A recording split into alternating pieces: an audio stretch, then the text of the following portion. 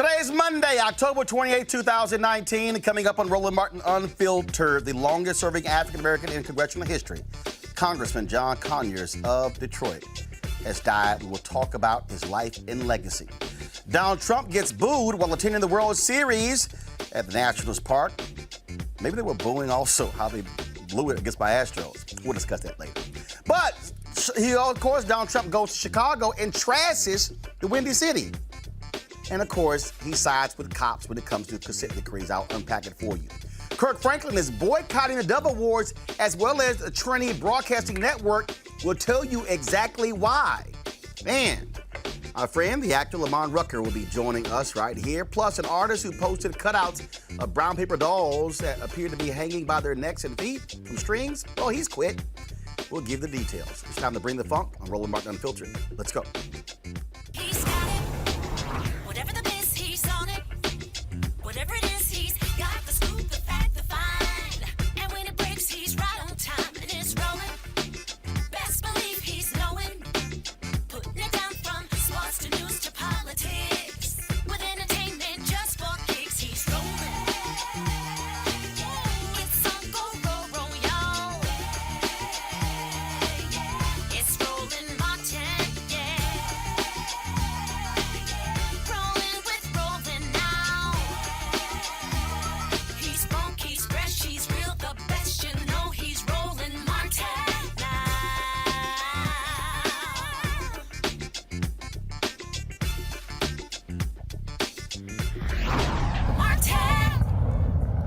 The longest-serving African-American in history in Congress, Congressman John Conyers of Detroit, a founding member of the Congressional Black Caucus and the person who first introduced the Martin Luther King Jr. holiday, has died. A family spokeswoman said that Conyers died in his sleep at his Detroit home of natural causes. Conyers has a rich legacy that should be celebrated. He came to Washington, D.C. as a congressman in 1965 when there were only 6 black House members.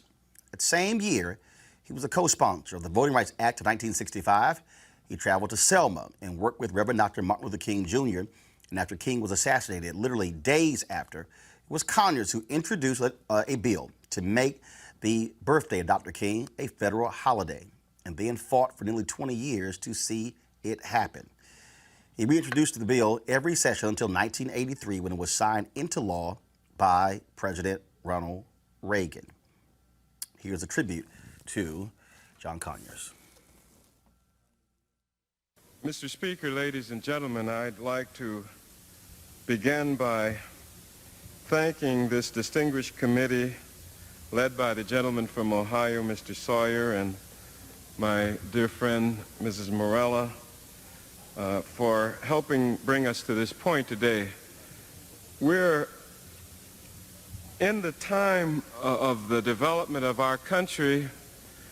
We're in the time of a perhaps more gentle administration where the creation and extension of this holiday commission in remembrance of the memory and works of Martin Luther King Jr. are more important than ever. I'm grateful to the Post Office and Civil Service Committee for moving this legislation forward as swiftly as they have.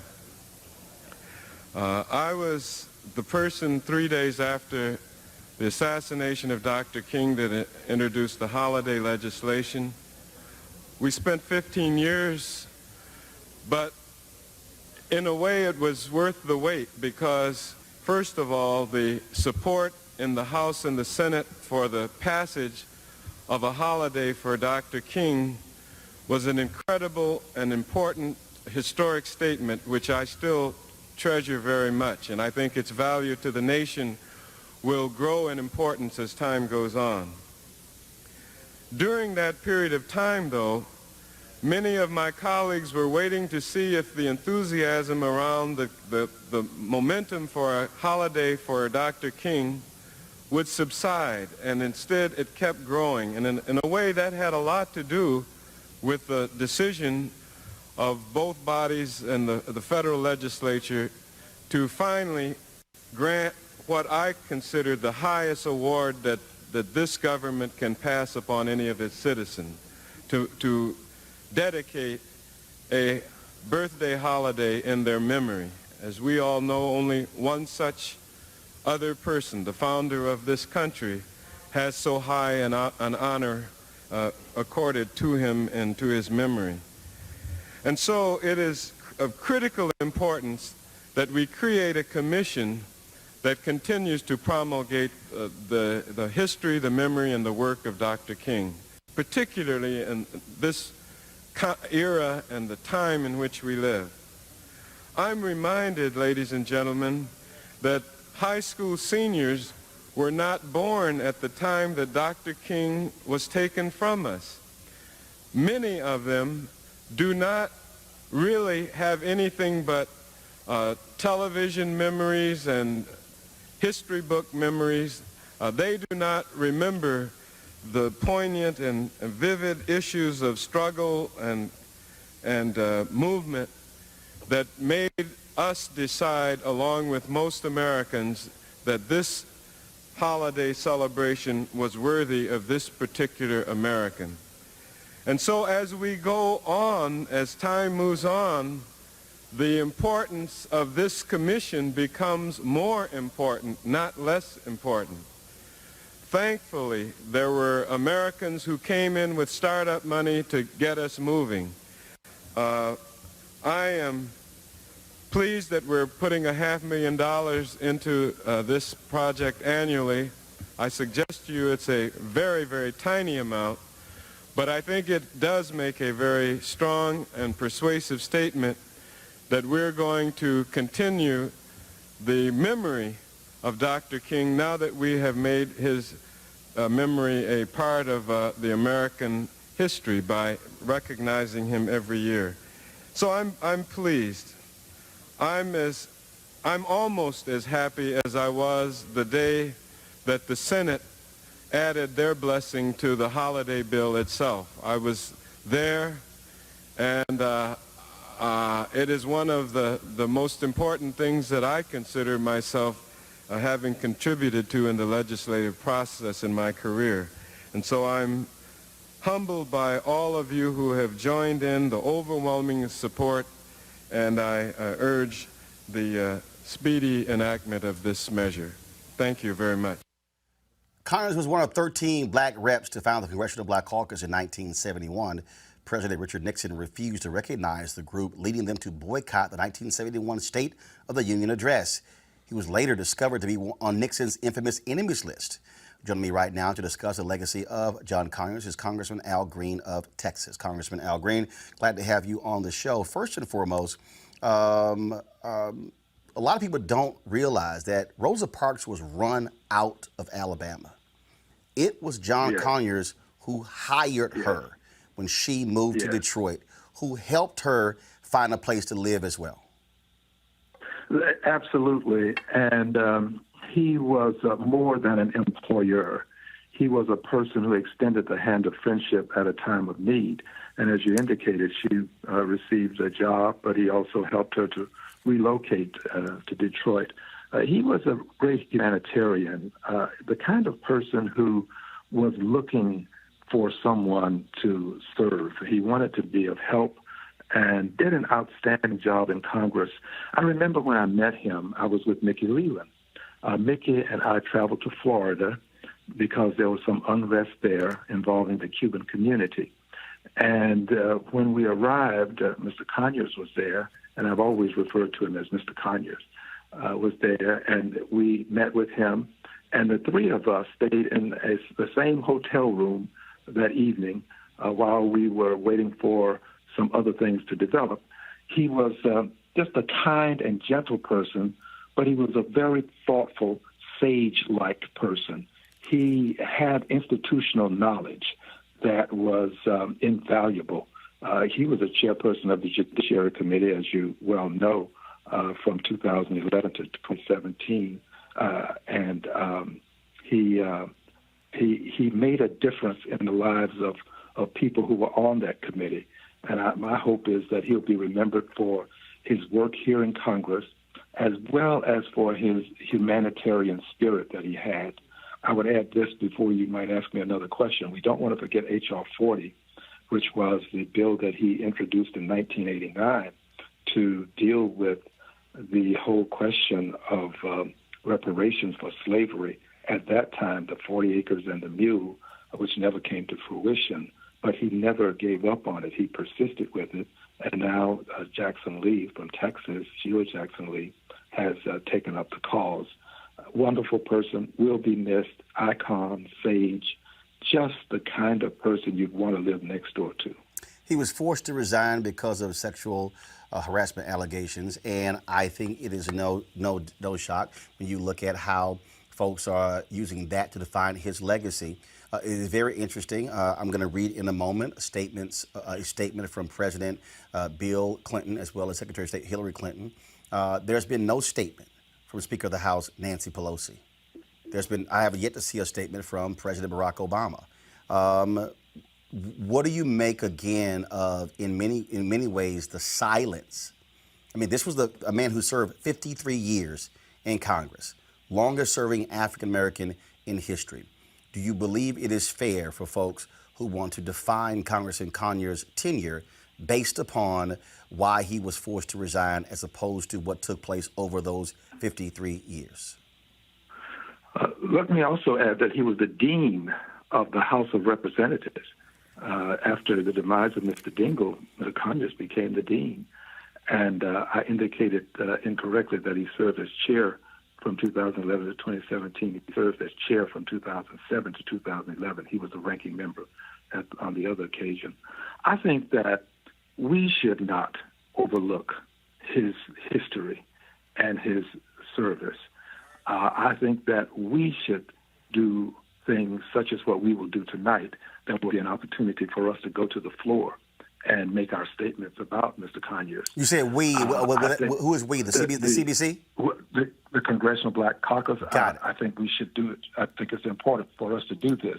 I don't mean to in any way give the implication that other people should not, but it's important that we not forget who he was and cherish his memory. I do believe that it is appropriate for a statement to be developed by the House of Representatives by and through the Speaker of the House. I do think that persons who hold leadership positions should acknowledge the good things that he has done and not allow what appears to be a circumstance to negate all of the other things that he did.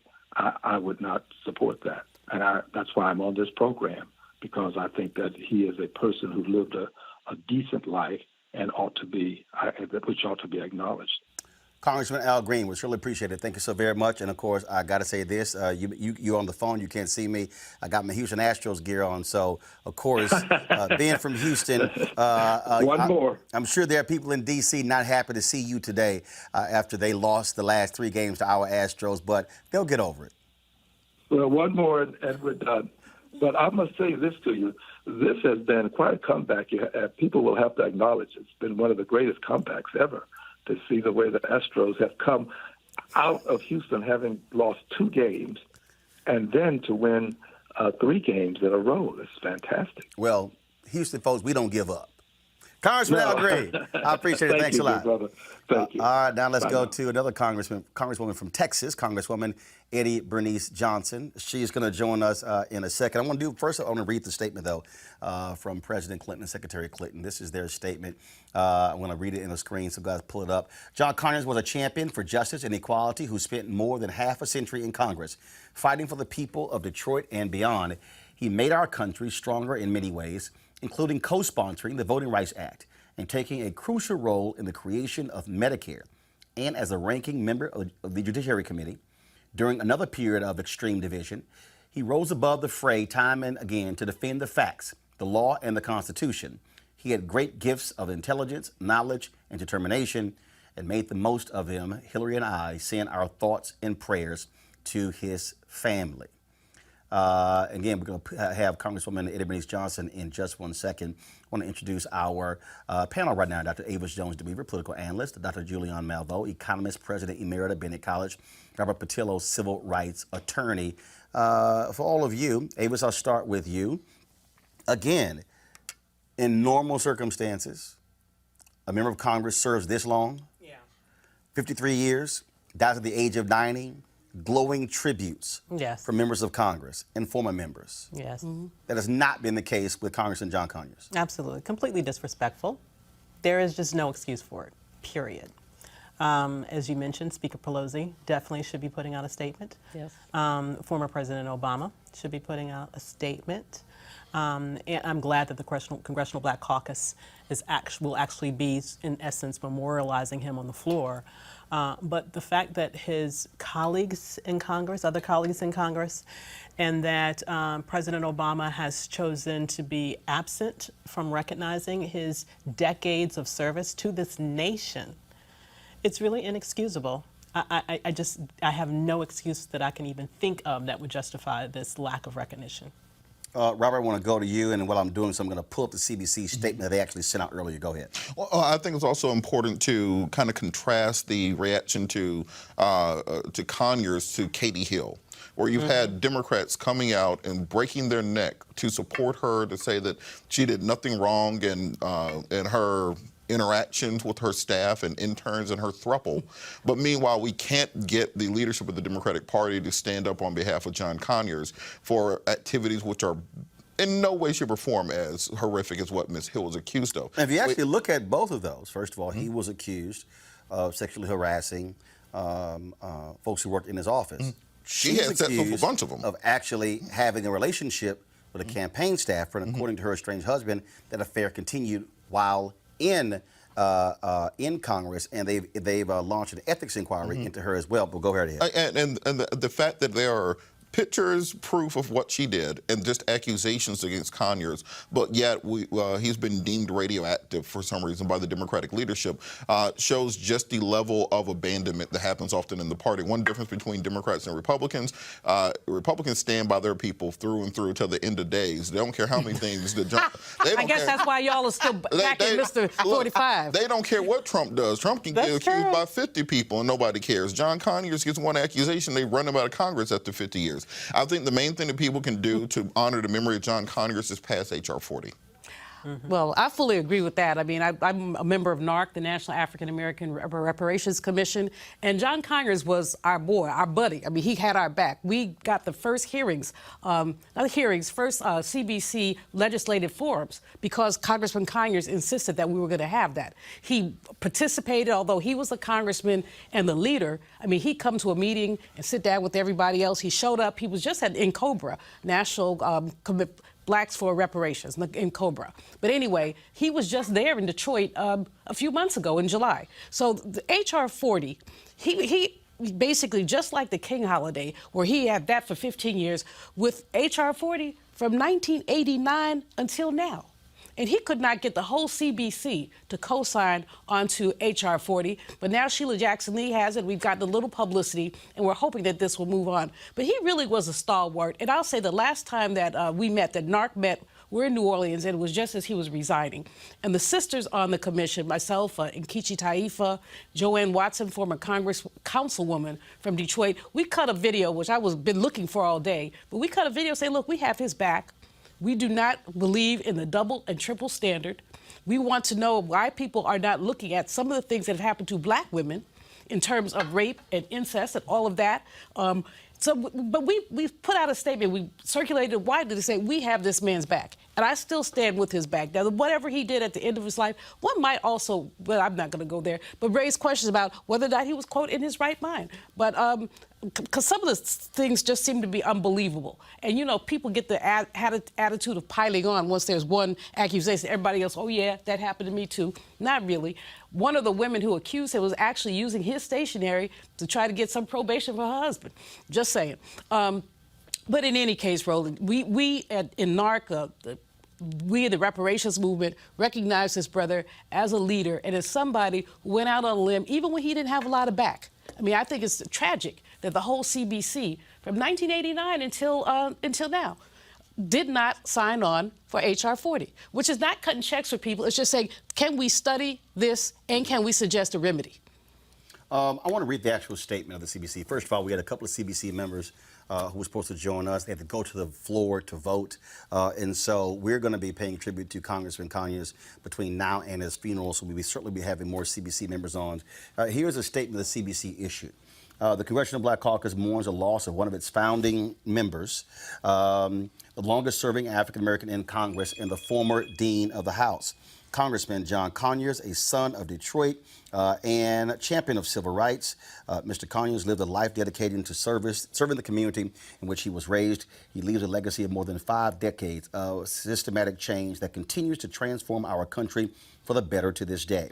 Congressman Conyers was a veteran and a soldier in the civil rights movement. After serving in the Michigan National Guard and the United States Army, he turned his efforts to voting rights and participated in the 1963 voter registration effort in Selma, Alabama. He was first elected to the House of Representatives in 1964 with the endorsement of Dr. Martin Luther King Jr. and immediately tapped Rosa Parks to serve by his side. Congressman Conyers quickly became a trailblazer for liberal issues that eventually became mainstream. Just 4 days after the assassination of Dr. King, Congressman Conyers introduced a bill to create a federal holiday in his honor and reintroduced the bill every year for 15 years until it was signed into law. Mr. Conyers continued his pursuit of voting rights in Congress as a lead co-sponsor of the Voting Rights Act of 1965. Mr. Conyers was an ardent opponent of the death penalty and fought for police brutality oversight. Now a major issue in the Democratic presidential debates, Mr. Conyers was the first to introduce the expanded and improved Medicare for All Act, legislation to establish a government-sponsored single-payer health care option to control costs. Mr. Conyers also championed the issues of reparations by introducing a bill to establish a commission to study the issue of slavery and race relations in America, which he fought for consideration every year. His fight for justice extended to international issues as well. Mr. Conyers was an early leader in the anti-Vietnam War movement, in addition to the anti-Iraq War movement. He was also a vocal opponent of South Africa's apartheid politics. Congressman Conyers joined Congressman Ron Dellums and other CBC members in confronting President Nixon about imposing sanctions against South Africa. When it became clear he would not act, Congressman Conyers joined Congressman Dellums in introducing legislation to that end and was even arrested at a protest in front of the South African embassy. Congressman Conyers chaired the Government Oversight and Reform Committee, formerly the Government Operations Committee, and was the first African-American to chair the influential Judiciary Committee. For the Congressional Black Caucus, Congressman Conyers was more than a founding member. He was a guiding light. He will continue his vision by serving as the conscience of the Congress in pursuit of justice for all Americans. We extend our deepest condolences to his wife, sons, family, and friends. So when you read all of that, that is not somebody who was just sort of there. Right. No, it's disgraceful that Nancy Pelosi, Speaker of the House, whose back he had, I don't know how many times. It's disgraceful that she hasn't had anything to say. We don't expect 45 to say anything. We really don't. So there's that. But there's so many others. I would expect the Michigan delegation, Roland, to have come out with a statement. Right. You know? The whole Michigan delegation. Yes, exactly. And we haven't seen that. I've talked to people in Detroit today. They are not happy with what they see. They are, in fact, folks in Detroit are very angry. African Americans say that this is an affront to his legacy. It's an affront to African Americans. Wendell Anthony, of course, who is the president of the Detroit branch of the NAACP, put out a lengthy statement as well. Some of the stuff that we covered, but I want to go ahead and say this here. This is what he said. John Conyers was more than just a congressman. He was the go-to guy. He served as the first African-American chairman of the House Judiciary Committee. Anyone who wanted to move issues dealing with labor, human rights, South African apartheid, civil rights, women's rights, even before the Me Too movement, federal judges on the bench or presidents in a pinch would see John Conyers. He was the only politician ever to be endorsed by Dr. Martin Luther King Jr. He stood in the middle of the street calling for calm during Detroit's most devastating rebellion in 1967. He stood in the gap against President Richard Nixon, even making the famous enemies list. He was not afraid of the Strom Thurmonds and the Jesse Helms. He made us all proud as he stood with Dr. King in bringing forth the 1965 Voting Rights Act. John Conyers never lost his commitment to justice and equality. He later says, whether it was fighting for Haitian refugees, fair housing, reforming our criminal justice system, or national health care, John Conyers was always out front. He had a tirelessness that often put younger and yet-to-be seasoned politicians to shame. He was not afraid to stand alone in defense or in advocacy of policy and programs that uplifted the lives of people. His office in Washington was a repository for assemblies of common people, strategy sessions for political allies, a comfort zone for those who needed to refuel their political tanks, and a rhythmic getaway to those jazz connoisseurs who just wanted to chill. He loved his family and wanted best for one of his children. Perhaps in reviewing his life from Northwestern High School to the halls of Congress, it lies rooted in the background of his own family. His father, John Conyers Sr., was a labor leader. Conyers said, "I was drawn to the struggle because my dad was a labor organizer for the UAW. His father was an organizer when it was illegal to be in the unions. This obviously inspired Conyers to stand up and fight for the rights of others. It is easy to see how the mother of the civil rights movement, Rosa Parks, found a home in his Detroit office. John Conyers did not leave here trying to make a difference." What I think is so amazing about his history is that he was a front runner. He was a forerunner of many of the specific policy issues that right now are at the center of what Democrats are talking about, and they're all trying to outdo each other on, and maybe even in some respects takes credit for inventing things and coming up with ideas. Let me just say that. You know, but if you think about his history as being the first one to push forward towards Medicare for All, as being the first one to put legislation that would sort of start this movement towards reparations, as was mentioned, the King holiday, as was mentioned, fighting against police brutality prior to Black Lives Matter. So all of these issues that we are still struggling with today, to think that he did this at a time where he stood alone and he still pushed for it over and over and over again. And that's why I say the fact that he is not being treated with the respect that he should at this moment is particularly disappointing and angering. And I think one thing we have to remember, something that was kind of circulating online during the last set of protests and social justice movements were these T-shirts from the young millennials saying, "We are not our ancestors." And that got on my nerves, because I think a lot of these people don't understand what their ancestors went through. Yes. That now we act like we can't fight against the Tea Party or we can't fight against people in MAGA hats.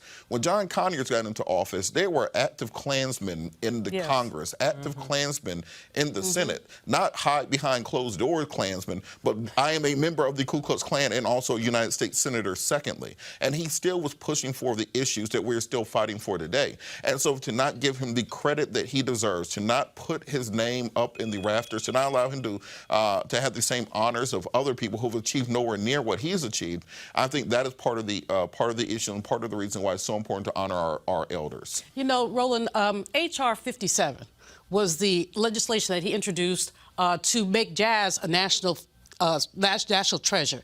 He was, you know, he played an instrument, but he loved some jazz, and you know, because of him, there was always a jazz forum at the CBC. But that's something, I mean, so many folks get so serious and they're not looking at the cultural aspects of what we do. And so even though he was a very serious man, was very focused, he also knew how to basically smell the roses, enjoy the jazz. There was a club in D.C., it's closed now, called H.R. 57, which was basically named after the legislation. And they have not been able to stay open. But it was a really great club. And I always think about him in the context of jazz because sometimes when you heard him speak, you could hear the jazz in his voice. You see him moving, you know, from one subject to the other, almost like sampling. And so, you know, I cherish those memories and cherish the fact that we had the opportunity, many of us, not to know him as a legislator, but really as a buddy, as a friend, as someone you could break some bread with. Well, I'll tell you what, folks, I always enjoyed messing with Congressman John Conyers. He was a member of Kappa Alpha Psi. Sometimes he would have his red jacket on, and trust me, every time we would see each other, it was always an Alpha Kappa battle. But it was always great to see him. I'll be perusing my archives for some photos, be sharing with them later this week. And so again, it was always great to see him. I gave a speech, actually gave us several speeches in Detroit, and he would always make it a point to show up at those speeches. And so he was indeed someone who cared about the issues, was very, very quick to also praise the next generation and to encourage them as well. And so we, of course, certainly appreciate all that he meant. As I said here on Roland Martin Unfiltered, we're going to pay tribute to Congressman Conyers every single day up until his funeral because he certainly deserved it. Got to go to a break. When we come back, we'll talk this weekend. Criminal Justice Reform Forum took place at Benedict College. Woo! Things got a little hot. Senator Kamala Harris turn that joint upside down? We'll explain and talk to one of the co-chairs of this bipartisan criminal justice reform center. Let's find out from her what the hell happened at Benedict College. You're watching Roland Martin Unfiltered. Back in a moment. You want to check out Roland Martin Unfiltered? YouTube.com/Roland S. Martin. And subscribe to our YouTube channel. There's only one daily digital show out here that keeps it black and keep it real. It's Roland Martin Unfiltered. See that name right there? Roland Martin Unfiltered. Like, share, and subscribe to our YouTube channel. That's youtube.com/Roland S. Martin. And don't forget to turn on your notifications so when we go live, you'll know it. All right, family, it's almost time. The holiday season is my favorite time of the year. And whether you celebrate Thanksgiving, Ramadan, Christmas, Kwanzaa, or New Year's, this is when you think about spending time with the people you love most. This is also the time to count your blessings and support those less fortunate and look at how you can have an impact on their lives. Well, I have the perfect opportunity for you to be a holiday hero and have a major impact on other families. Now, here's the deal. Right now, hundreds of thousands of Americans are sitting in jail without being convicted of a crime. Why? Because they lack the financial resources to pay their bail. Now, think about it. If you are arrested for any minor offense, you'll be taken directly to jail. And if you don't have bail money, whether it's a few hundred or a few $1,000s, you will stay there until a court date is scheduled. That could be days, weeks, or even months. Now, America's bail system is broken and has created a two-tier system of justice, one for the rich and another for the poor. Folks, freedom should be free. And that's why the Ebony Foundation has partnered with the Bail Project and is sponsoring the Home of the Holiday campaign. Now, with your help, the goal is to bail out 1,000 people by New Year's Day. Now, a donation from you today can change someone's life tomorrow. And this is critical because people of color represent upwards of 90% of the jail population across the country. Now, when folks stay in jail, 90% of the people with misdemeanors end up pleading guilty because they want to get out of jail. However, when bail was paid, 50% of the cases were dismissed, and less than 2% received a jail sentence. Sometimes justice needs just us. To join the fight to be a holiday hero, you can donate $25, $50 or more to help the Ebony Foundation bring our brothers and sisters home by the holiday. To donate, go to homebytheholiday.com. That's homebytheholiday.com. Please support them down. All right, y'all. Let's talk about, Lord have mercy, Donald Trump. I'm going to get to the booze in a second that took place at the World Series. But first off, y'all, on Friday, that was this weekend, there was a forum that took place on the campus of Benedict College in Columbia, South Carolina. It was the 2020 Bipartisan Justice Center. The whole goal was to talk about criminal justice reform. It was a presidential forum. 10 Democratic candidates were invited. Then Donald Trump also was invited. But things begin to change because Trump goes there and he doesn't take questions. He gives a speech. Then he gets awarded by the 2020 Justice Center, which ticked off a whole lot of people. They're trying to figure out what in the hell is going on. Senator Kamala Harris, she lit it up by saying, I ain't showing up. And then Steve Benjamin, the mayor of Columbia, said, I will organize an event for her on the campus to allow all students and others to attend. And then when she protested, it caused the original sponsor to pull out, and Benedict College took over the forum. What in the world went on? I said, well, one of the co-chairs is Tashara Jones. She is the treasurer in St. Louis. She's also the Democratic co-chair for the 2020 Bipartisan Justice Committee. Tashara, glad to have you here. First and foremost, I'm trying to understand, okay, so was Donald Trump supposed to come there, speak, and take questions? Because this morning when I talked to the president of Benedict College, she said that was the original plan, but then the White House declared Friday an official White House event, which changed everything. What happened? So Dr. Rosalynn Artis is definitely correct. The White House changed it to an official White House event, which means that then they took over everything, who could be in the room, and everything. So once they changed it, it was out of our hands. All right, so why were they allowed to change it? Why didn't your group say, no, you are a declared candidate, these are the original rules, this is how we're going to proceed, and either you could accept those rules or not? Well, I'm not trying to throw any of my cohorts under the bus, but I wasn't involved in the discussions to arrange his visit. Hold up. You're the co-chair. But I am we have a Democratic co-chair, right, and we have a Republican co-chair. and so I think of those as caucuses, right? So my responsibility was to make sure that we could get as many Democratic candidates there. Okay, but if this is a bipartisan effort, again, I don't understand how y'all work, but if this is a bipartisan effort, I would think that both sides are sitting at the table going over the plans, going over who gets there. So, for instance, I was told that Governor Weld, Joe Walsh, and Mark Sanford were invited. Well, they've been saying on social media no one contacted them, and they were trying to get invited. Can you answer that?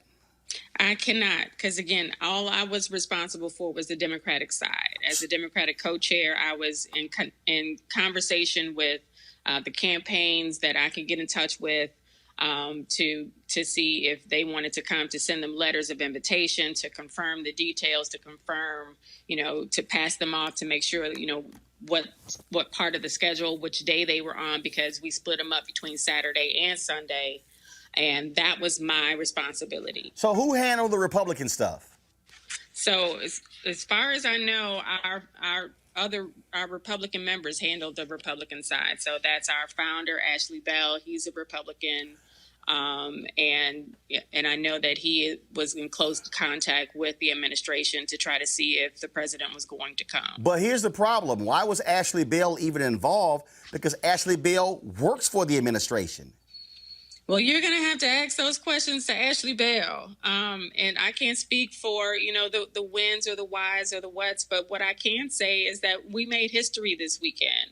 We had a major presidential forum thrown by a Black organization on a Black college, one of the #1 HBCUs, right, Benedict College, and many of the students there got a chance to interact with and interview the Democratic presidential candidates about the #1 issue that's important to Black people, which is criminal justice reform.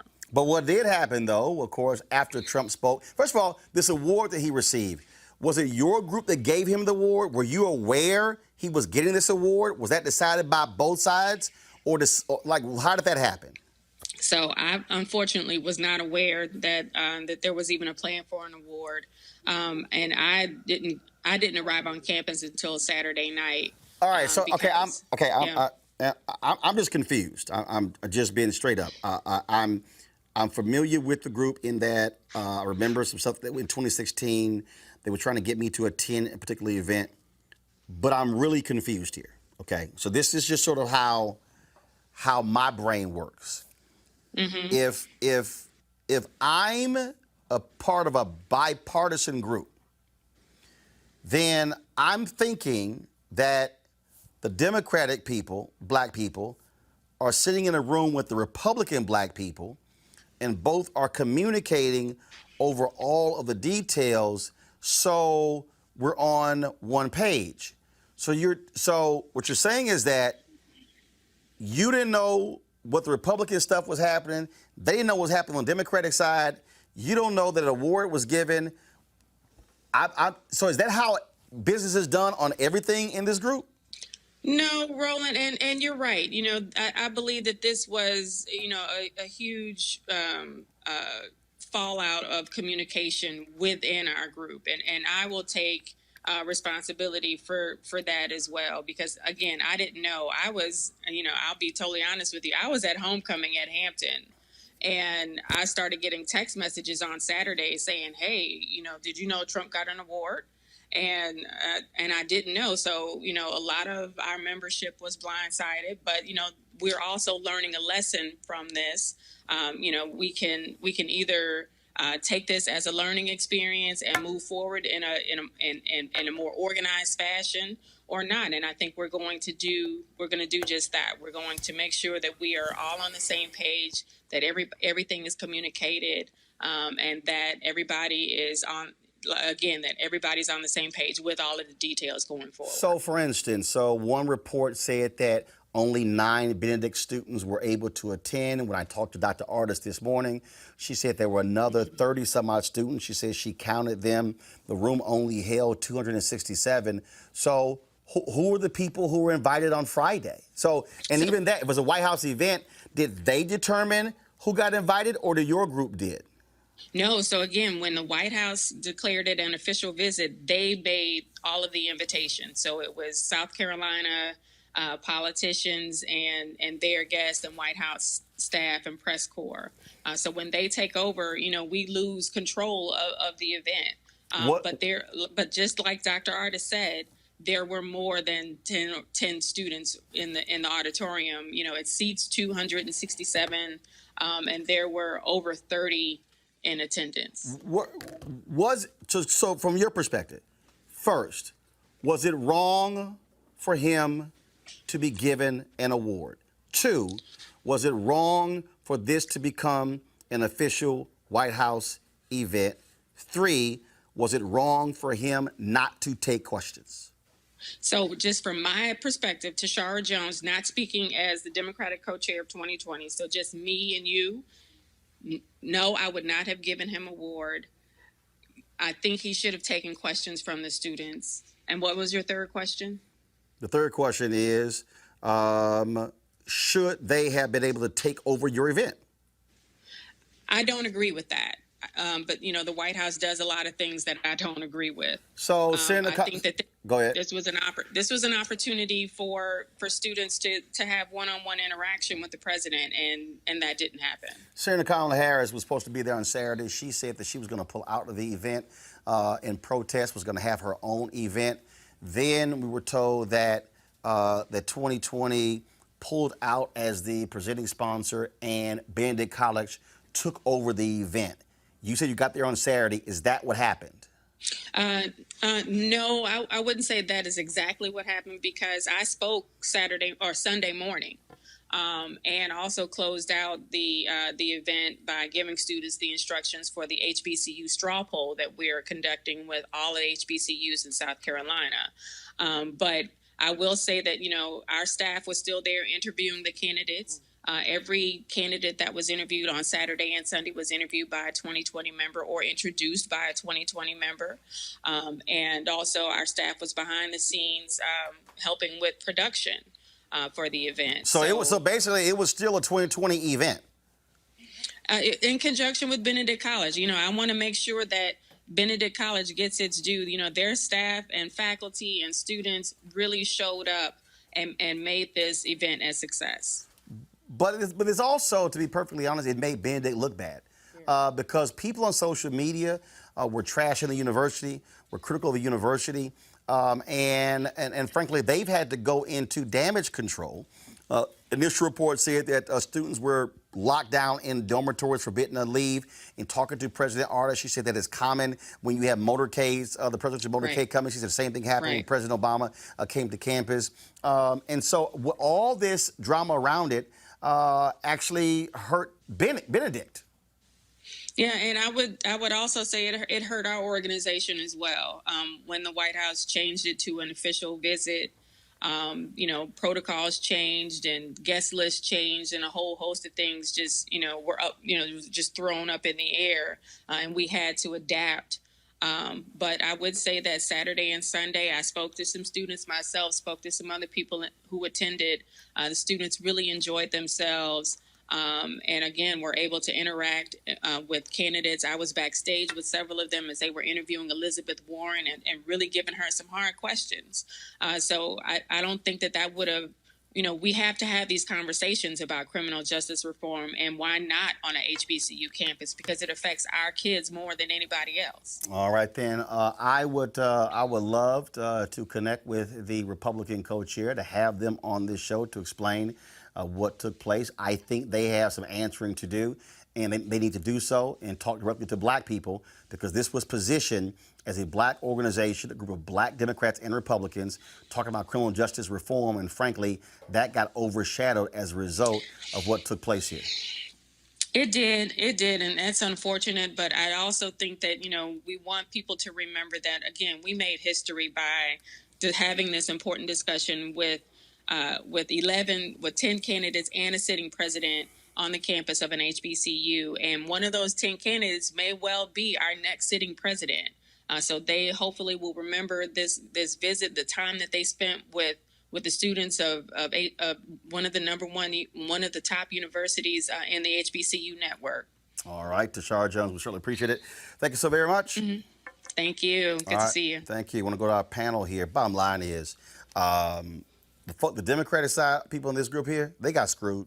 They did. And I just don't understand how you have a bipartisan organization that don't do stuff in a bipartisan way. No, it's like two different organizations under one umbrella dealing with parallel tracks. Benedict College got played. What you had on Friday was a Trump rally on an HBCU campus. They flew in Republicans from across the country.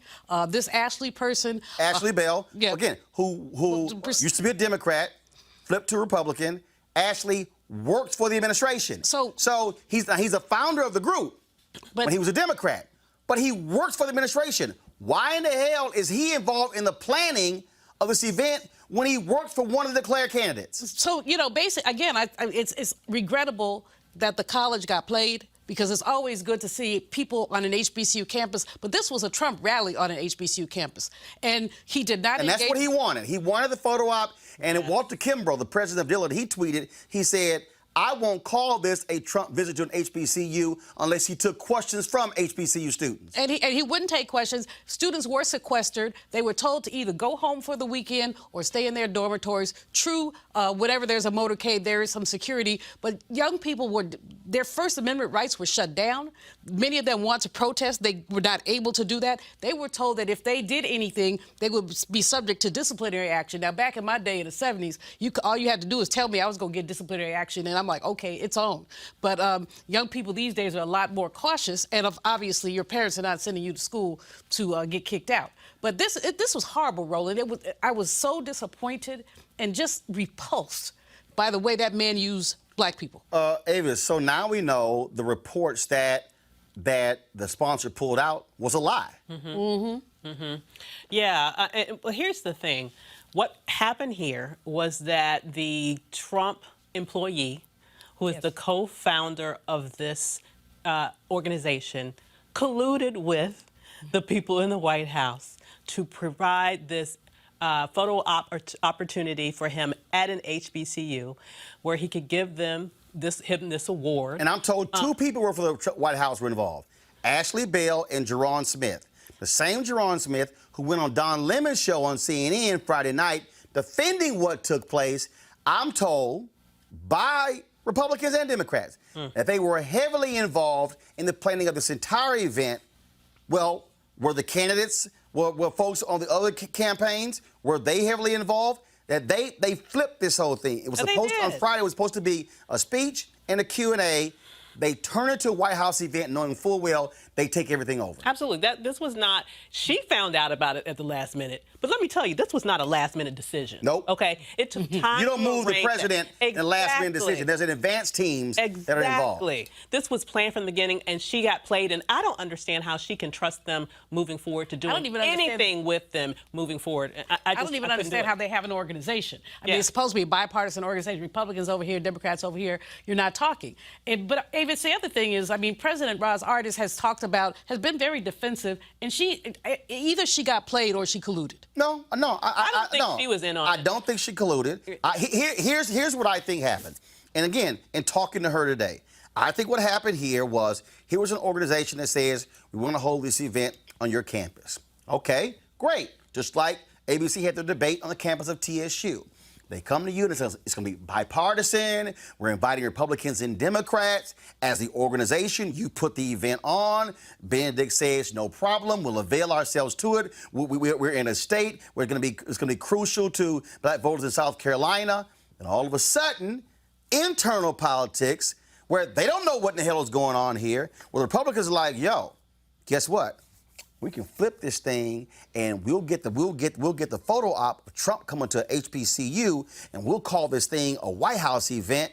And guess what? No question. It's game on. Yeah. Then, of course, all of a sudden, Senator Kamala Harris blows this thing up, says, I ain't coming. And then, according to Artis, the rules were changed. She said that initially the Democratic candidates agreed to have remarks and then a Q&A.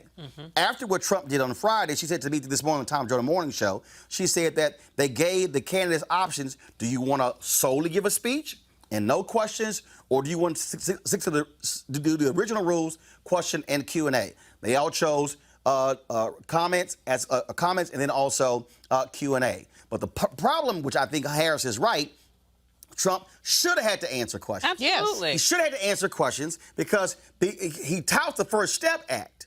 But by asking questions, they would have been able to ask him about why is it that you are against police consent decrees? Why are you using federal prisons? Why are you sitting here on one hand talking about I'm touting first criminal justice reform, but over here contributing to mass incarceration? Never getting to ask any questions because now it's a White House event. That was the game. Benedict got played. Yeah. And this is why the message to any HBCU moving forward is you should be involved in every step of the way, all the planning, and you know what all the rules are, and you say, unless these things happen, no candidate will be able to step foot on this campus to avoid the photo op and getting played. Absolutely. But you know, one of the things I was going to say super quickly, this was advertised as a candidate forum. A presidential forum. Exactly. He was not supposed to. It was not characterized that he would come near Trump give a speech. He was supposed to be a forum participant, right, just like the rest of them. The other thing, though, Abe, but guess what? But again, you talked about other Republicans didn't get invited, right?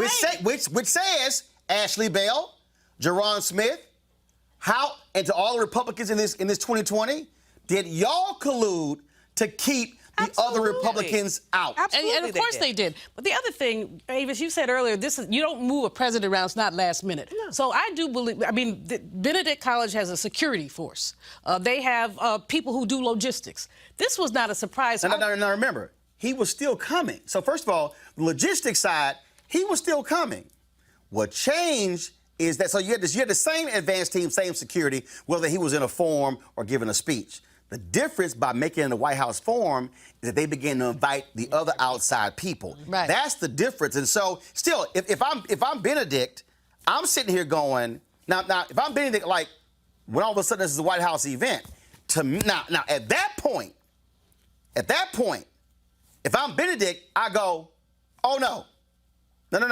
You ain't changing the rules. Mm-hmm. This will either be a forum or there will not be a speech. The only problem with that, Roland, speaking from my former perch as an HBCU president, is that how does it look to say the president of the United States cannot come? There you go. She's got Democrats and Republicans on her. So she's caught between a rock and a hard place. Mm-hmm. But again, moving forward to any HBCU, especially dealing with this liar. Yes. Yep.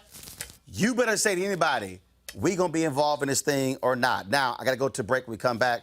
I got to talk to Lamont Rucker about a couple of things because I was going to move him later in the show. But I am going to deal with Donald Trump and some comments that he made today to the police chiefs in Chicago, some foul and pathetic comments. We'll also talk about Kirk Franklin, who is calling for a boycott of TBN and the Dove Awards for editing out his social justice comments.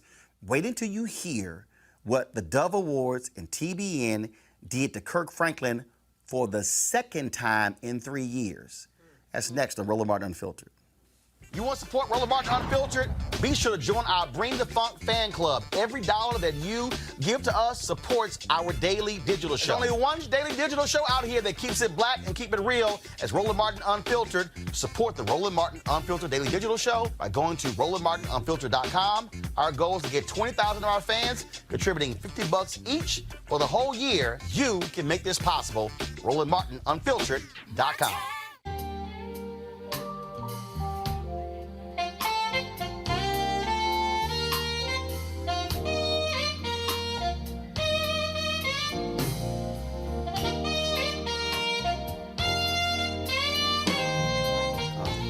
Folks, second annual Life Low Jazz Experience in Cabo, November 7th through the 11th. I will be there, broadcasting Roland Martin Unfiltered there on that Thursday and Friday. If you want to participate, if you want to come out, it's going to be a grand time. 14 amazing acts. Go to lifeluxjazz.com. But if you cannot make it, you can still check out the live stream. You can have a guest pass, folks, $10.99 to watch all of the concerts over the course of 3 days. I'm talking about some amazing artists That, of course, is my frat brother, Gerald Albright. Of course, we had Kirk Whalum on the show last week. He's going to be there as well. Some of the other people who are going to be in the house, actor, comedian Mark Curry, oh my goodness, Donnie McClurkin, Alex Bouillon, Raul Madon, Incognito, Pieces of a Dream, Average White Band, Shalea, Roy Ayers, Tom Brown, Ronnie Laws, Ernest Quarles. Man, it's going to be jam-packed.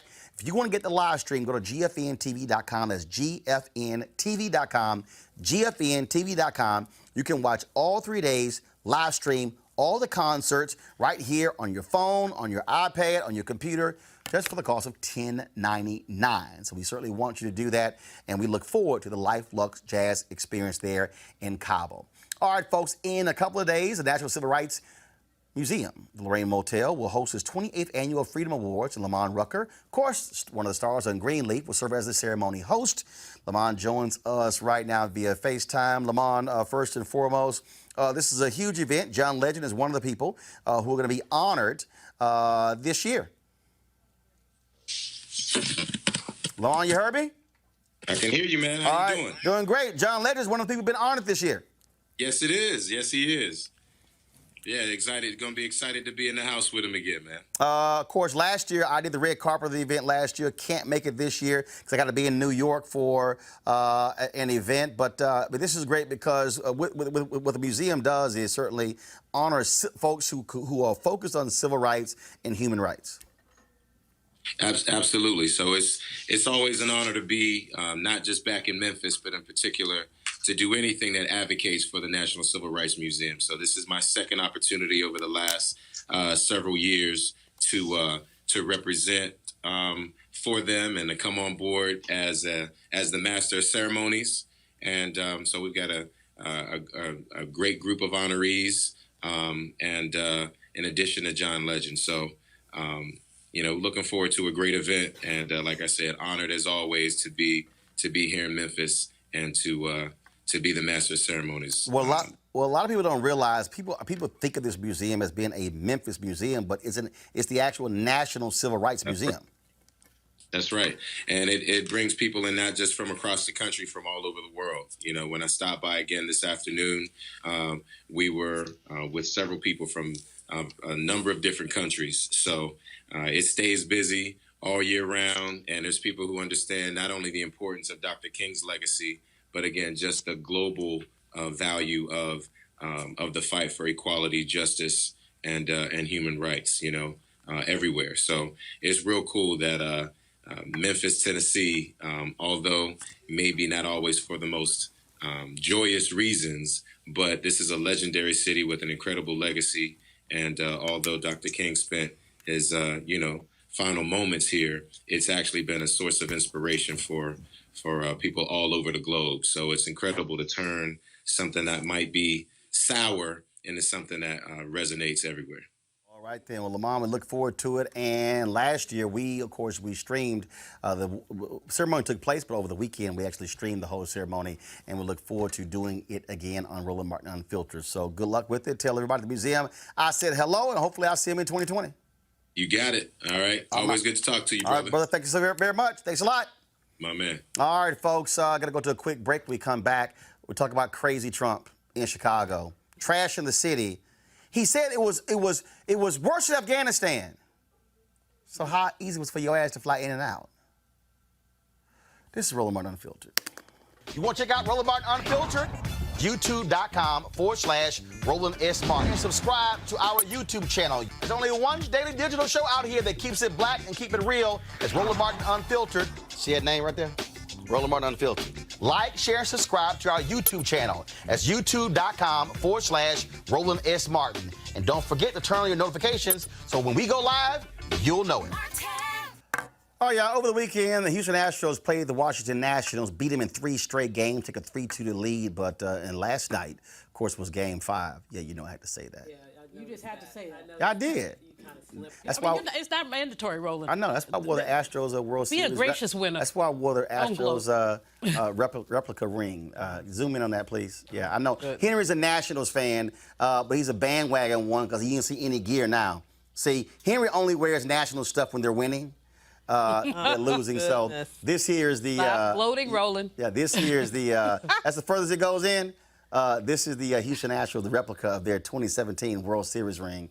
Looks great, doesn't it? And so the Astros sent that to me.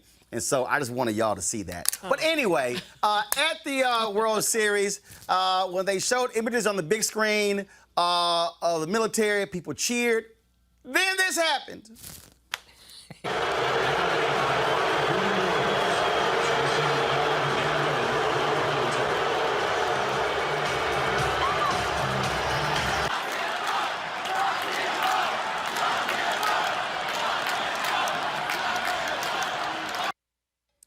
Well, seems that Mika and Joe over at MSNBC were none too happy with that, saying that was just not right, how they're being treated, the respect for the office of the president, including Democratic Senator Chris Coons said the same thing. And I keep saying, I'm sorry, the day he decides to respect the office is when I will respect the office again. I said that in 2017 on ABC This Week, saying I will not call him president because he doesn't act like a president, and he acts like a petulant, narcissistic child.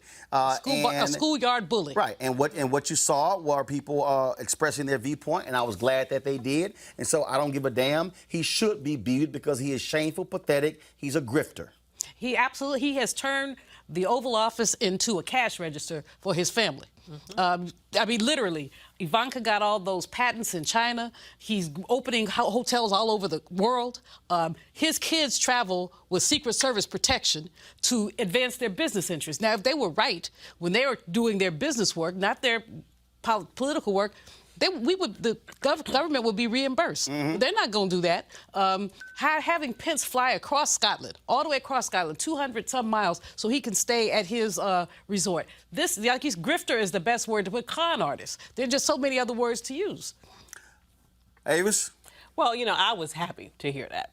Because, as was mentioned, I mean, he deserves it. He has well earned that rebuke.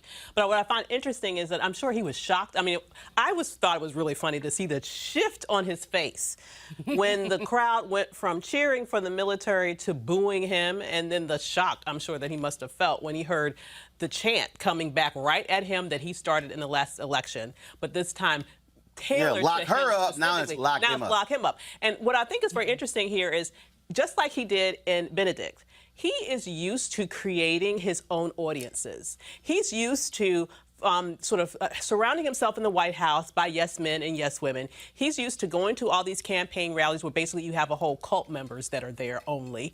And so he's not used to being out with the public to really see how he's really perceived. And so I think that action really was a reality check that he needed. And in honor of the Nats, I'm wearing their color today because I'm like, hey, they did the right thing, and I'm proud of them for doing it. Yeah, okay, all right. Well, It's short because they ain't winning. Okay, Roland. Roland is like a sore winner. No. Losers, but Roland is a sore winner. Let's be real clear. Huggy Lowdown and Chris Paul were talking ignorant, mad trash on the Tom Jordan Morning Show when they went up 2-0. And I said, you might want to think twice. And this morning, Huggy couldn't say nothing. Even hung up his phone on his own segment because I was killing him. It could have dropped. All I'm saying is, if you're going to talk, now his call didn't drop. You don't know that. He was subdued. He was in a state of depression.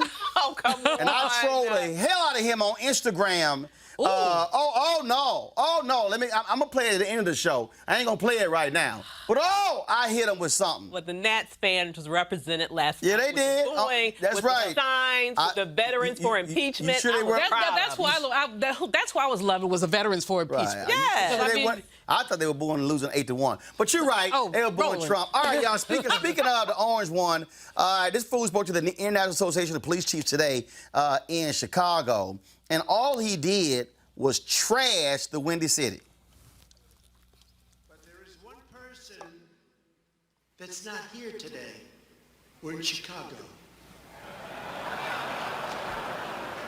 I said, where is he? I want to talk to him.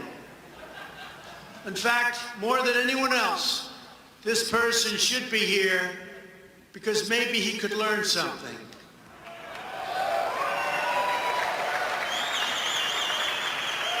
And that's the Superintendent of Chicago Police, Eddie Johnson. A few days ago, Johnson said, quote, the values of the people of Chicago are more important than anything President Trump would have to say. I don't think so. Because that's a very insulting statement after all I've done for the police, and I've done more than any other president's ever done for the police.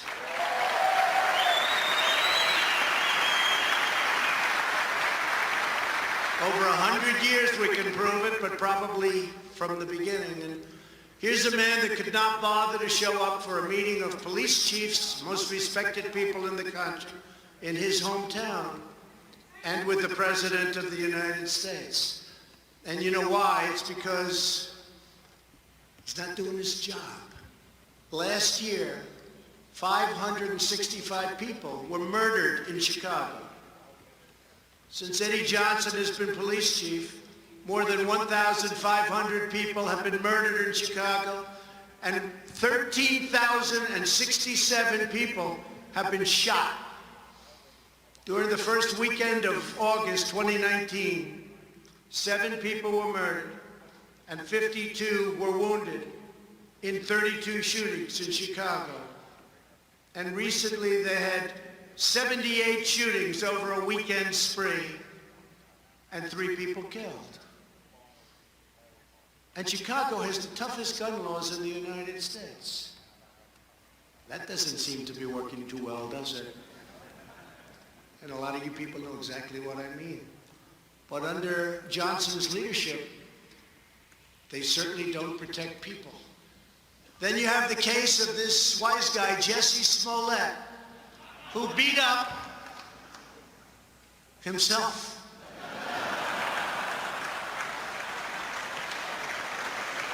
And he said MAGA country did it, MAGA country. Okay? He said MAGA, that's a hate crime. That's a hate crime. And it's a scam. It's a real big scam, just like the impeachment of your president is a scam.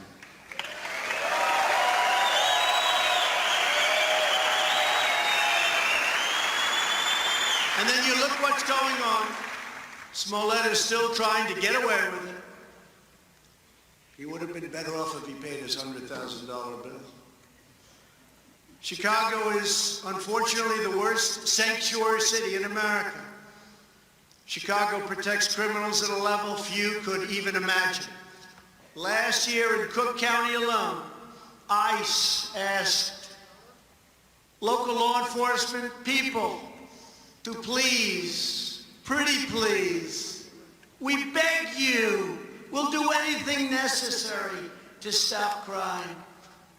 We want to stop crime. Please detain 1,162 people, please.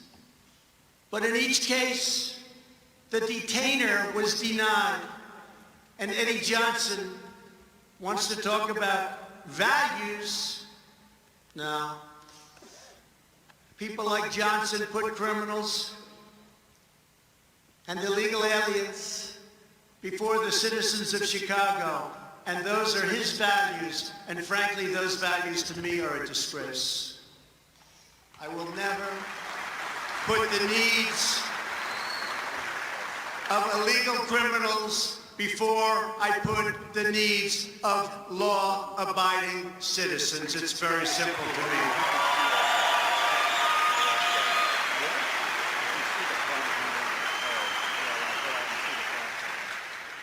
So when Eddie Johnson and many other people from lots of other regions and areas support sanctuary cities, it's really, in my opinion, a betrayal of their oath to the Shield and a violation of his duty to serve and to protect the courageous police officers of Chicago. And I know some of them, and they're the most incredible people.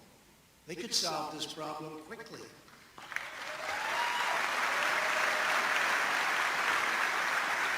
It's embarrassing to us as a nation. All over the world, they're talking about Chicago. Afghanistan is a safe place by comparison. It's true. Police officers of Chicago are entitled to a police superintendent who has their backs and knows what he's doing. You're entitled to a police superintendent who sides with you, with the people of Chicago. The people want this.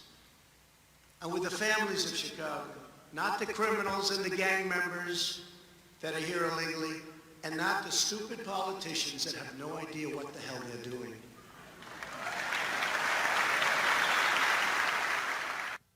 Now, Donald Trump also spoke about consent decrees. Here's what he said. The administration has also curtailed the harmful and intrusive use of federal consent decrees, which wrongly give meddlesome officials in Washington, D.C., immense authority to tie down local police departments and make it very difficult to do their work. No longer will federal bureaucrats micromanage your local police. And we will work with, upon request, local police to help them, not to hinder them. And we're waiting for a call from Chicago, because there's no place that we would rather help than Chicago. Now, those of you who are watching may say, man, why did you play all of that? I didn't play those comments so you could hear what Trump had to say.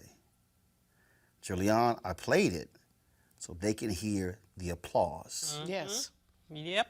At the police chiefs. Other than guys like Art Acevedo, who's a police chief of Houston, and a few others, these police chiefs are largely white men who are walking in lockstep with Donald Trump. And when he talked about consent decrees, that was the first thing Jeff Sessions did when he came in, tried to get out of the consent decree in Baltimore. Then this SOB has the nerve to talk about the police chief in Chicago, but guess what they try to do? Get out of the consent decree of those same cops in Chicago. He wants thuggish cops. He wants cops But he said that. brutalize people. He wants cops who have no accountability. And these police chiefs are like, that's our guy, because we want to do whatever we want with impunity. And, you know, he said this during the campaign. There was, I remember there was somebody, he said that he wished the police had basically jacked them worse. I forgot the exact quote, but he said, I wish they were jacked. He said, I wish they had jacked them worse. He has been baiting the whole time.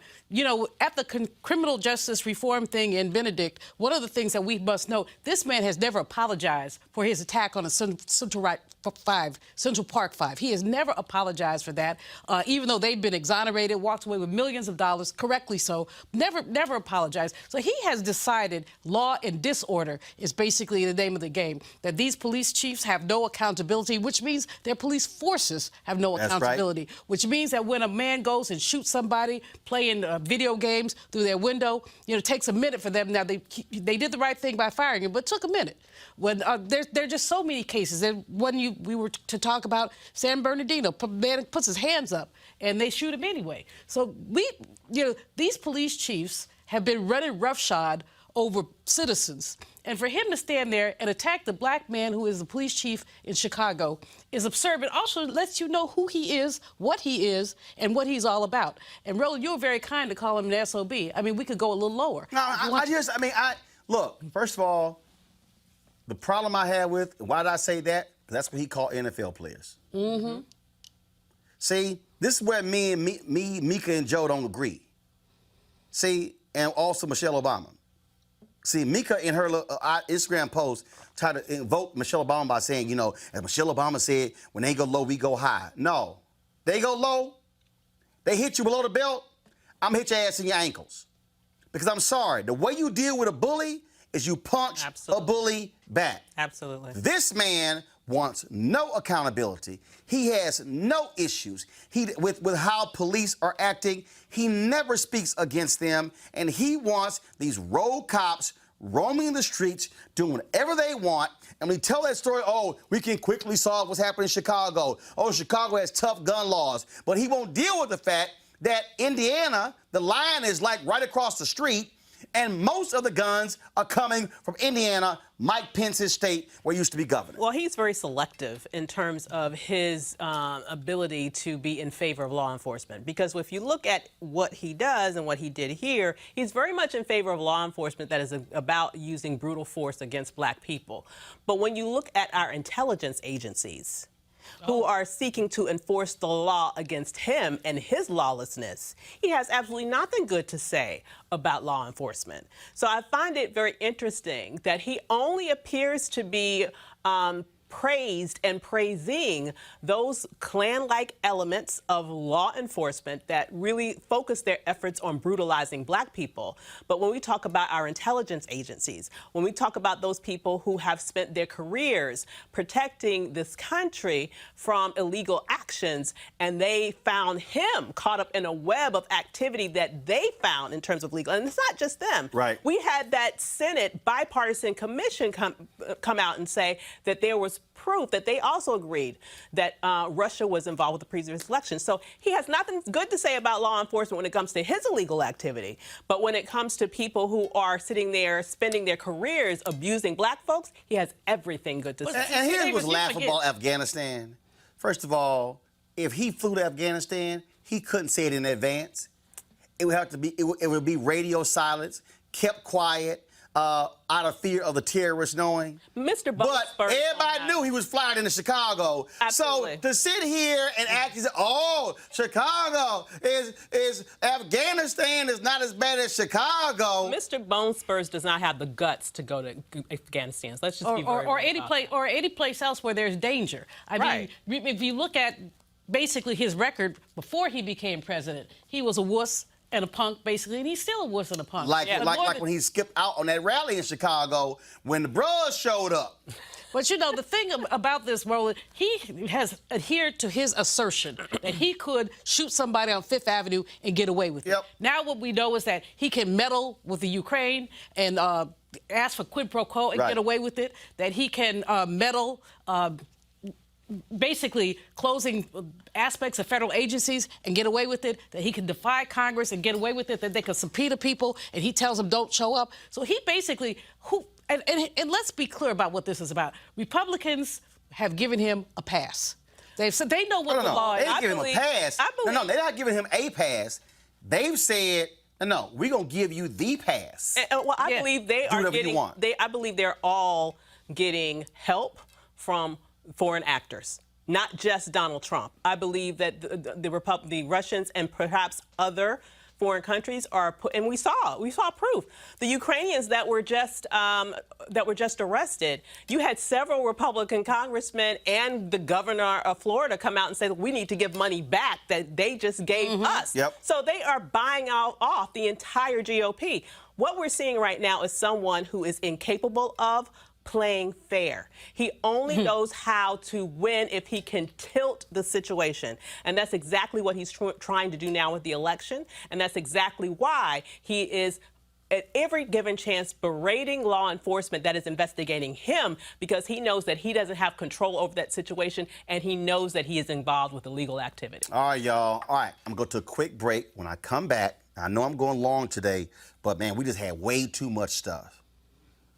This is about to blow y'all away. Gospel star Kirk Franklin is boycotting the Trinity Broadcasting Network, the largest Christian broadcast network in the world, as well as the Dove Awards. I'm explain next and why we're going to join them. You're watching Roland Martin Unfiltered. You want to support Roland Martin Unfiltered? Be sure to join our Bring the Funk fan club. Every dollar that you give to us supports our daily digital show. There's only one daily digital show out here that keeps it black and keep it real as Roland Martin Unfiltered. Support the Roland Martin Unfiltered daily digital show by going to RolandMartinUnfiltered.com. Our goal is to get 20,000 of our fans contributing $50 each for the whole year. You can make this possible. RolandMartinUnfiltered.com. All right, now many of us know Kirk Franklin as one of the top gospel artists in history. Folks, not somebody who's very controversial in terms of a brother who focuses on his music, but my man from Fort Worth, Texas, is not happy. Y'all, he posted this today on his Instagram account. Folks were blown away by what he had to say. And if you want to understand how white Christians feel about social justice that impacts black people, listen to what they did to Kirk Franklin. Today, I feel like quitting. I am heartbroken that I even have to share this with you. In 2016, I was blessed to win an award for Best Gospel Artist at the Dove Awards. Many of you may not know the Dove Awards in comparison are the Christian Grammys, like the Stella Awards or the Gospel Grammys. For so long, the terms Christian and gospel for many are code words for white and black, which history may teach us was a setup for this unfortunate place we find ourselves in today. During that award speech, I felt the responsibility as a Christian and a man of color to address the civil unrest at that time that was plaguing our country, with the killings of Philando Castile and Walter Scott, just to name a few, by white police officers.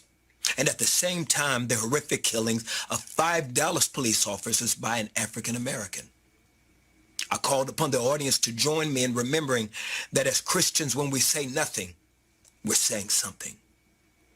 After a standing ovation, we prayed and stood in unity for all the families affected by those tragedies. We all felt that moment that there was a shift in the climate of our separate worlds. Unfortunately, when that speech aired on the Christian network TBN, that part of my speech was edited out.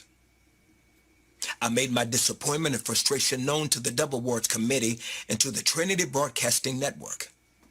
I never heard from TBN, and the Dove Award Committee promised to rectify the mistake so that it wouldn't happen again. In 2019, history repeated itself. I was humbled to win the same award, and during my speech, I brought attention to the murder of a Tatiana Jefferson in her home by a white police officer. I asked everyone in the audience and those viewing to join me in prayer for not only a Tatiana's family, including her 8-year-old nephew who witnessed the killing, but also for the family of the police officer. Last week, during the airing of the awards on the same network again, that part of my speech was edited out. So now, after a meeting with the Dove Awards Committee and representatives of TBN, I've made the decision after prayer, consultation with my team, and my pastor, Dr. Tony Evans, to not attend any events affiliated with or for the Dove Awards, Gospel Music Association, or TBN until tangible plans are put in place to protect and champion diversity, especially where people of color have contributed their gifts, talents, and finances to help build the viability of these institutions. I am aware that the word boycott often has a negative connotation and finality to it, but my goal will forever be reconciliation as well as accountability. It is important for those in charge to be informed. Not only did they edit my speech, they edited the African American experience. I'm not asking those in the gospel community to follow my decision. No, this is my personal choice to take a stand and hold responsible those in positions of power to acknowledge the issues in our separate communities that have existed from colonialism to Jim Crow. To many of the issues facing us today, I pray there will be a significant change from this hurtful experience. I look with anticipation for that day of healing, and I'm committed to contributing to that process. In the end, we will not remember the words of our enemies, but the silence of our friends. And I know Kirk Franklin is saying it's just him, but I dare say any black preacher, any black evangelist, and any black artist who goes on TBN should tell them, I will never come on again until you apologize to Kirk Franklin, until you fix this and remedy what took place. He should not be standing alone. This is pathetic. The fact that a Christian man who is from Fort Worth, Texas, spoke about the shooting death of Tatiana Jefferson. Today is the day of rage. People all across the country are highlighting her case. And they have the audacity to cut it out. You know why? Because at the Dove Awards and TBN, they are white, conservative evangelicals who are more in line with Donald Trump and these MAGA people who don't want to criticize these white police officers who don't want to speak against police brutality, who love talking about their being pro-life, but say nothing about the life of Artiana Jefferson, nothing about the life of Rekia Boyd, nothing about the life of Aiyana Jones, and numerous other African Americans who are killed. They say nothing. Mm-hmm. And then have the audacity to edit the man's comments out? You know, Roland, all I have to say is that was a powerful statement he made. It reminded me of Dr. King's letter from the Birmingham jail, where he really talked about as he said, the silent white clergy who stood by and watched Dr. King be jailed, watched him be beaten, and the others be beaten, and were silent. They talk about Christianity, but do unto others as you would have done unto you.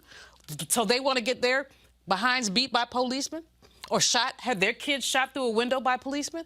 You know, that what you do for the least of these, you do for me? I mean, these people are not Christian. They basically wrap themselves around a Bible, or wrap a Bible around themselves, and sin. Everything they do is a sin, because basically they are attacking life. As you said, life. You can't say you're pro-life and watch people be shot. Right. Yeah. I mean, let's just be very real about who we're talking about here. These white evangelicals have historically and to this day preferenced race over what they claim they believe in terms of their religion. If you look even at what they're saying today, even beyond this issue, there's been lots of research that shows that they think that they preference, for example, their support for Trump over any of their Christian values. I mean, when you think about what he has done and what he continues to do in his life, to sit there and praise him and raise him up like this shows you who they are. And, you know, it makes me believe that, for example, switch people.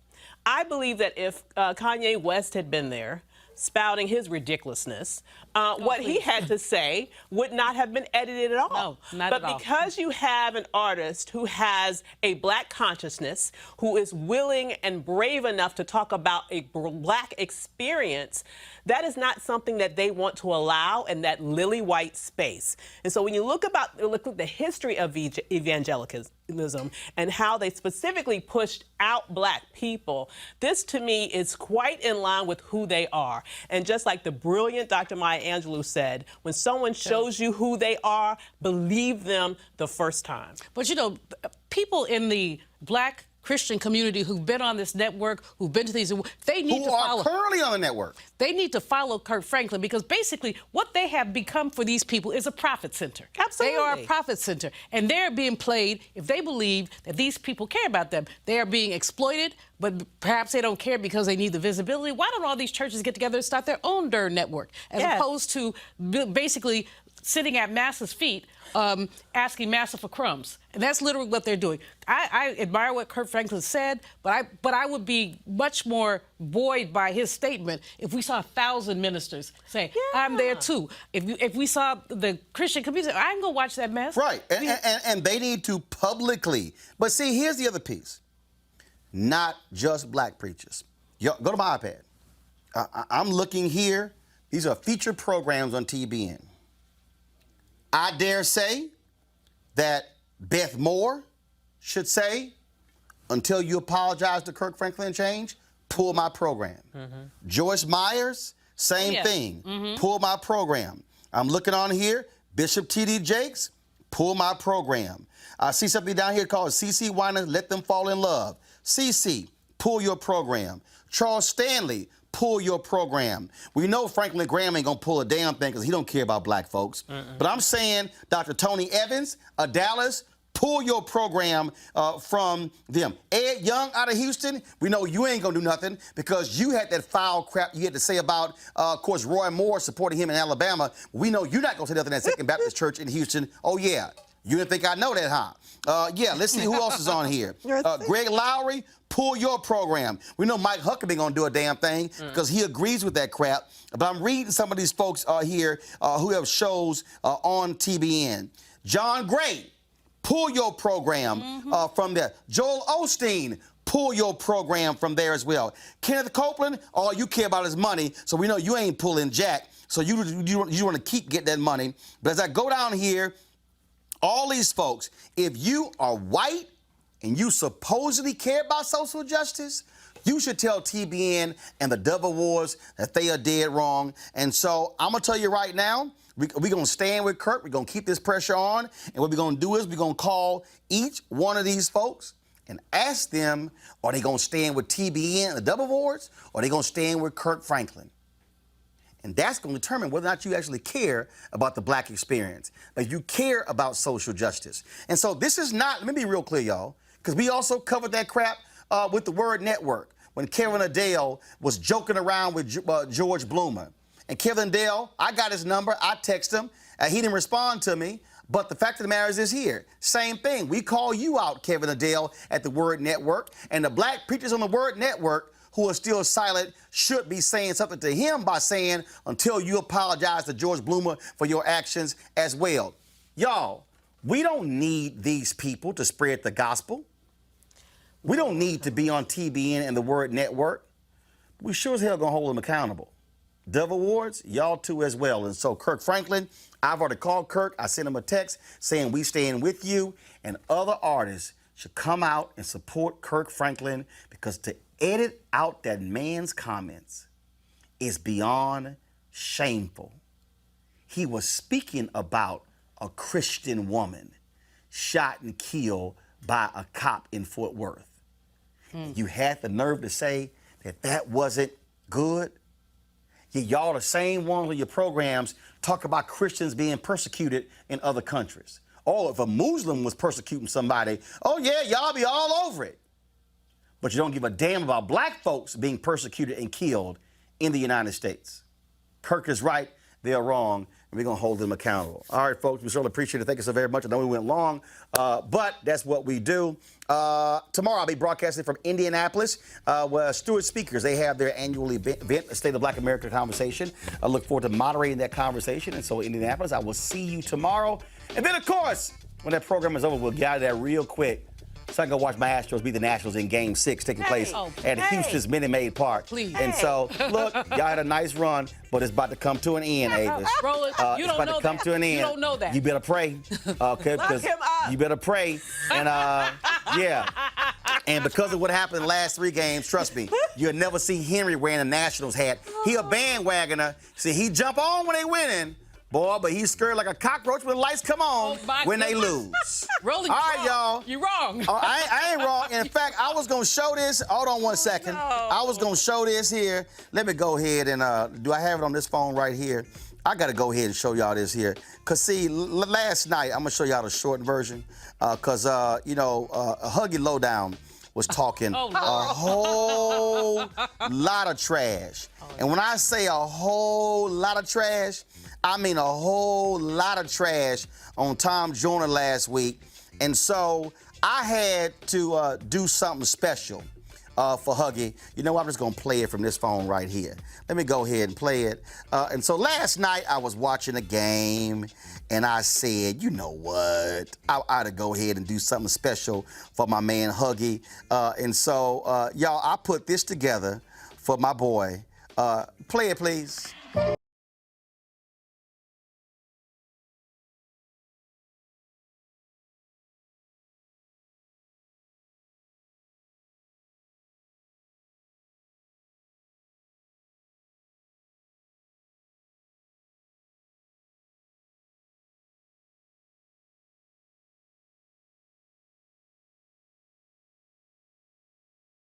Okay, so then I do a short version. This was later in the video, y'all. Go to.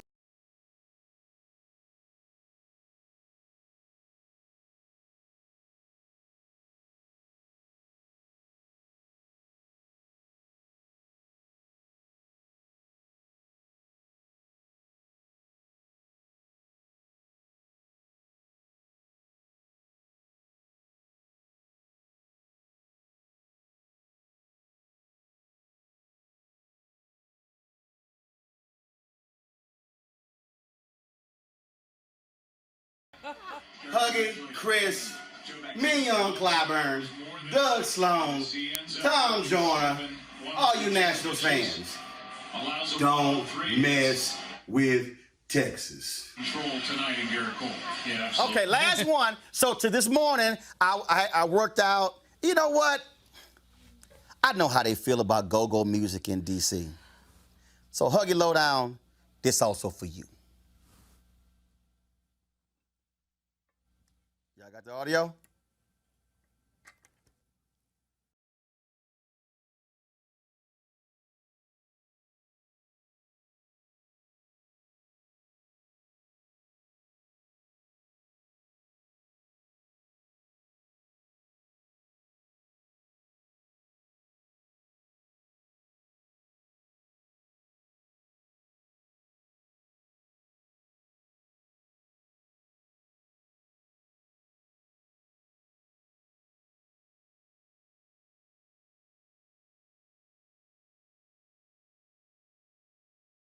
What? Hey, all I'm saying is, if you're going, I warned them last week. Don't go there. I'm going to get you back. And I got them back. Game 6 tomorrow night in Houston. Y'all better win now. I got to go. Yeah, It don't matter. you talk Because so guess much- what? They can't troll that good. No, I tell you what. They can't troll that good. You talked a whole lot of Dookie today. They can't troll that You have good. talked a wole lot of They Dookie. can't troll You better that good. pray that they win, 'cause I'm good. otherwise we I gonna got get the you. socks. I got the sock. We good. It's all good. All right, I got to go. Holla!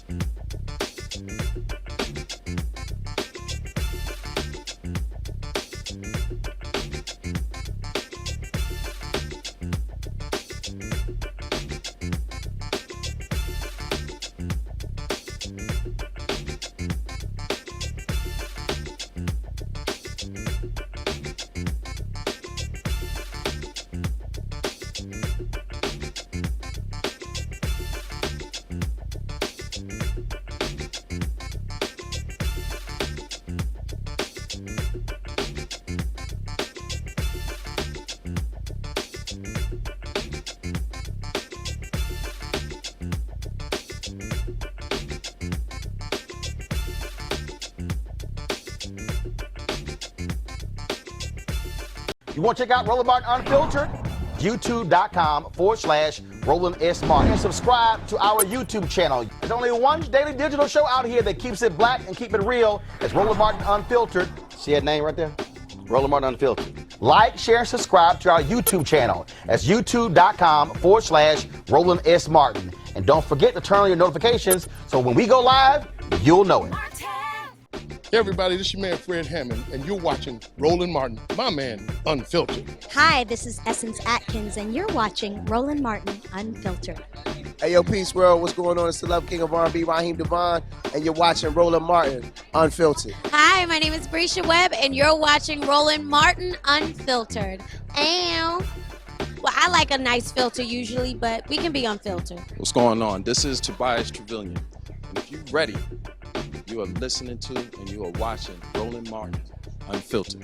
What's up? I'm Lance Gross, and you're watching Roland Martin Unfiltered. Hi, this is Cheryl Lee Ralph, and you are watching Roland Martin Unfiltered. I mean, could it be any other way? Really? It's Roland Martin.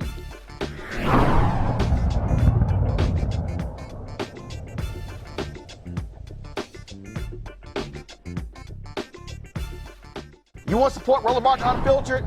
Be sure to join our Bring the Funk fan club. Every dollar that you give to us supports our daily digital show. There's only one daily digital show out here that keeps it black and keep it real as Roland Martin Unfiltered. Support the Roland Martin Unfiltered daily digital show by going to RolandMartinUnfiltered.com. Our goal is to get 20,000 of our fans contributing $50 each for the whole year. You can make this possible. RolandMartinUnfiltered.com.